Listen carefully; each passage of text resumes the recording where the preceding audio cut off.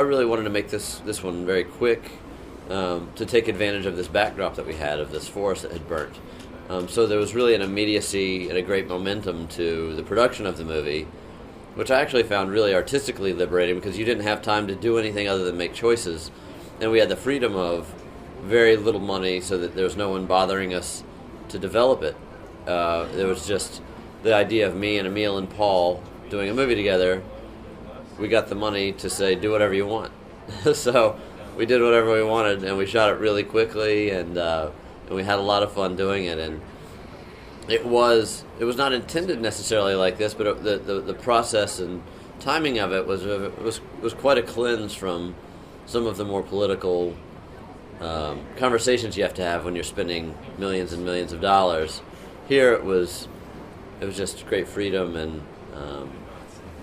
very little money. I approach all of my movies the same.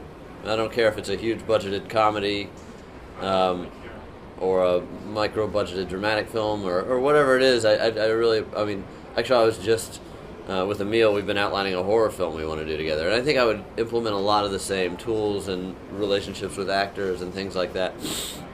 So the only thing I approach differently is the boundaries and logistics of the financial structure.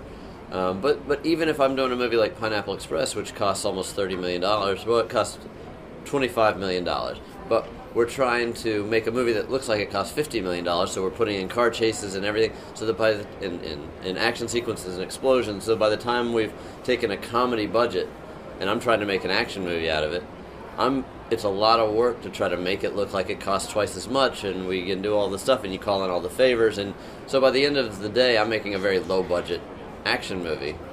And so I'm using a lot of the tools I would use on a movie like George Washington, which costs $50,000, and I have to call in all the favors and try to figure out how every dollar looks like 10 times what it costs, and so it's the same mindset.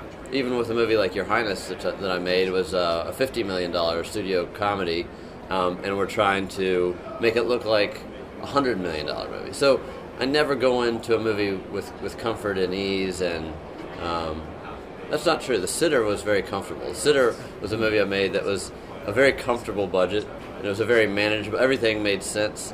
All of the numbers were what they should have been. It had the right budget for the right actors, for the right concept, and so that was a very comfortable situation. So I think maybe being that comfortable makes me uncomfortable. So smaller budgets mean you can be more relaxed. You don't have that much pressure. Well, that's not true. It's a different placement of the stress. Because a smaller budget, the pressure on a movie like Prince Avalanche is, I have two guys in this movie. If we don't like those two guys, this movie's going to suck.